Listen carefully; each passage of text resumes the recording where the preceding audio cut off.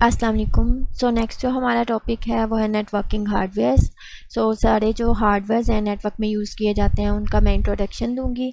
सबसे पहले हब्स हैं। हब्स जो है वो लोकल एरिया नेटवर्क में यूज़ की जाने वाली डिवाइस है जो डिफरेंट जो हमारे कंप्यूटर्स हैं, लैपटॉप्स हैं, उनको आपस में कनेक्ट करने के लिए यूज़ किया जाता है। हब जो है वो नॉन इंटेलिजेंट डिवाइस है, यानी कि लेट सपोज इस नेटवर्क में एक छोटा सा ये लोकल एरिया नेटवर्क है जो मैंने यहाँ पे पिक्चर में आपको दिखाया है। इसमें अगर एक क्लाइंट ने डाटा सेंड करना है दूसरे क्लाइंट को, हब जो है वो डाटा ब्रॉडकास्ट कर देगा, यानी कि सारी जो डिवाइसेस हैं उस नेटवर्क में उन सबको डाटा सेंड कर देगा।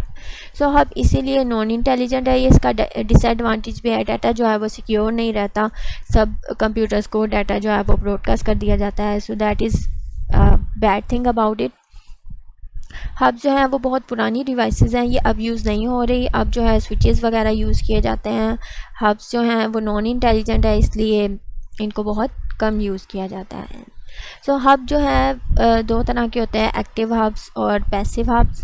एक्टिव हब जो होते हैं वो एज अ रिपीटर भी काम करते हैं, यानी कि सिग्नल्स को, लेट सपोज मैंने यहाँ पे इंटरनेट कनेक्ट किया है किसी वायर के थ्रू इस पोर्ट में। अगर इसके सिग्नल्स जो हैं वो वीक होंगे तो एम्पलीफाई कर देगा, हब जो है वो एम्पलीफाई कर देगा, सिग्नल्स को बूस्ट कर देगा या उनको रीजनरेट कर देगा और फिर दूसरी डिवाइसेस को वो फैसिलिटी इंटरनेट की प्रोवाइड करेगा। और पैसिव हब जो होते हैं वो एज अ रिपीटर काम नहीं करते, जो भी सिग्नल आ रहे हैं एज इट इज़ उनको फॉरवर्ड कर देते हैं। ये जो है ना ही मैक एड्रेस या डिफरेंट डिवाइस के एड्रेस जो हैं उनको स्टोर करते हैं, ना कोई टेबल मेंटेन करते हैं, क्योंकि इसमें स्टोरेज की जो है वो कैपेसिटी भी नहीं होती और ये नॉन इंटेलिजेंट इसीलिए ही होते हैं। उसके अलावा हब्स जो हैं वो हाफ डुप्लेक्स मोड जो है वो यूज़ करते हैं, जिसमें ट्रांसमिशन जो है वो एक साइड पे एक ही टाइम पे हो सकती है। लेट्स सपोज अगर क्लाइंट 1 ने डाटा सेंड करना है और क्लाइंट 2 ने भी डाटा सेंड करना है, दोनों में से एक टाइम पे एक ही क्लाइंट जो है वो डाटा को सेंड कर सकता है और एक ही टाइम पे एक क्लाइंट को डाटा रिसीव हो सकता है। अगर लेट सपोज डिफरेंट क्लाइंट्स एक ही टाइम पे डाटा सेंड कर देते हैं तो वो डाटा कोलाइड कर जाता है, यानी कि डाटा जो है वो सिग्नल्स जो हैं उसके आपस में टकरा जाते हैं और उसकी वजह से ट्रैफिक जो है वो जैम भी हो सकता है, यानी कि ट्रैफिक का जो लोड है वो बढ़ जाता है और डाटा सेंड नहीं हो सकता या हब जो है वो बहुत ज़्यादा स्लो हो जाता है। ये लेयर 1 डिवाइस है, नेटवर्क लेयर, यानी कि OSI मॉडल जो है उसकी लेयर 1 डिवाइस जो है वो हब है। उसके अलावा नेक्स्ट जो डिवाइस है हमारी वो है ब्रिजेस। ब्रिजेस जो है वो डेवलप फॉर्म के हब्स ही हैं। ये भी हब की तरह ब्रॉडकास्ट करते हैं डाटा को, लेकिन ये सेमी ब्रॉडकास्ट करते हैं डाटा को, मतलब एक ही सेगमेंट में डाटा को ब्रॉडकास्ट करते हैं। ब्रिजेस जो हैं वो डिफरेंट नेटवर्किंग सेगमेंट्स जो हैं, सेगमेंट कहते हैं एक पार्टीशंस जो नेटवर्क की जाती है उनको सेगमेंट्स कहते हैं। डिफरेंट जो एक ही नेटवर्क में डिफरेंट पार्ट्स में कंप्यूटर्स आपस में कनेक्ट होते हैं। लेट्स सपोज इसकी बहुत अच्छी एग्जांपल ये है कि एक कंपनी है जिसमें डिफरेंट डिपार्टमेंट्स हैं, मैन्युफैक्चरिंग डिपार्टमेंट अलग है, कॉर्पोरेट डिपार्टमेंट अलग है, या मैनेजमेंट डिपार्टमेंट अलग है, या मैन्युफैक्चरिंग डेटाबेस सर्वर जो है वो अलग जो है वायर से कनेक्ट किया गया है। इन सबको आपस में अगर कनेक्ट करना हो तो ब्रिज यूज़ होता है, यानी कि डिफरेंट नेटवर्क सेगमेंट्स को कनेक्ट करने के लिए, आपस में कम्युनिकेट करवाने के लिए ब्रिज यूज़ किया जाता है। ब्रिज जो है वो स्टोर भी करता है मैसेजेस या डाटा को, और जो सेंडर और रिसीवर की इंफॉर्मेशन है उसको भी स्टोर करता है, यानी कि एक टेबल जो है उसको मैनेज करता है। टेबल के अंदर एक जगह पे एक जो कॉलम होता है वो पोर्ट्स का होता है जिसमें पोर्ट नंबर्स होते हैं, और दूसरी जो कॉलम होता है उसमें जो मैक एड्रेस होते हैं डिवाइसेस के, मीडिया एक्सेस कंट्रोल एड्रेसेस, जो कि हार्डवेयर को आइडेंटिफाई करने के लिए यूज़ किया जाते हैं, उनको स्टोर करता है। अगर लेट सपोज एक सेगमेंट यानी कि मैन्युफैक्चरिंग सेगमेंट में किसी कंप्यूटर ने कम्युनिकेट करना है मैन्युफैक्चरिंग सर्वर से, डेटाबेस सर्वर जो हमारे यहाँ, ये ब्रिज को डाटा सेंड करेगा। ब्रिज के पास अगर पहले से ये डिवाइस जो है इसका डाटा इसका जो मैक एड्रेस है वो स्टोर होगा, तो ब्रिज क्या करेगा कि इसी सेगमेंट को, यानी कि ये जो हमारा डिफरेंट केबल्स के साथ अलग कंप्यूटर कनेक्ट है, इसी सेगमेंट में डाटा सेंड करेगा ब्रॉडकास्ट करेगा, यानी कि सेमी ब्रॉडकास्ट करेगा डाटा को। तो फिर आगे से जो कंप्यूटर जिसको डाटा रिसीव हो गया और जिसका डेस्टिनेशन एड्रेस उस डाटा के साथ था, वो इसको एक्नॉलेजमेंट भी सेंड करेगा। इसके अलावा ये किसी और जो है सेगमेंट को डाटा सेंड नहीं करेगा। लेकिन अगर ऑलरेडी जो हमारे डिफरेंट डिवाइसेस हैं नेटवर्क में, उनका मैक एड्रेस स्टोर नहीं किया हुआ ब्रिज में, सो क्या होगा कि अगर कोई भी कंप्यूटर सेंड करेगा डाटा किसी भी कंप्यूटर को, तो ये ब्रिज जो है वो सारा जो डाटा है मैसेज कोई भी है वो ब्रॉडकास्ट कर देगा डिफरेंट सेगमेंट्स पे, यानी कि सारे सेगमेंट्स में वो ब्रॉडकास्ट कर देगा। सो फर्स्ट टाइम ये ब्रॉडकास्ट करता है, उसके बाद ये यूनिकास्ट करता है, यानी कि सिर्फ उसी सेगमेंट को सेमी ब्रॉडकास्ट कर देता है डाटा।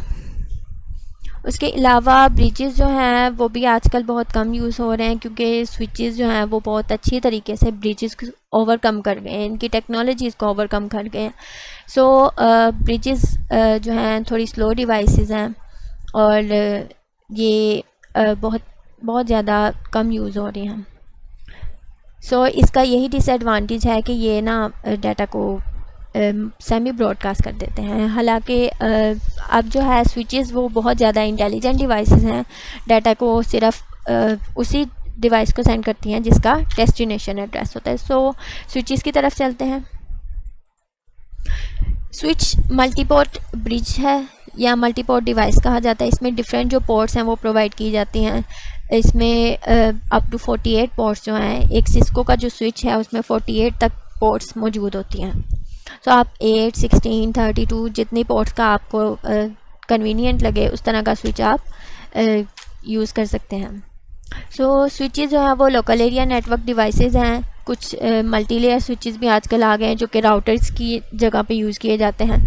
सो जो हमारा लेयर 2 स्विच है ये लोकल एरिया नेटवर्क में यूज़ किया जाता है डिफरेंट डिवाइसेस को आपस में कनेक्ट करने के लिए।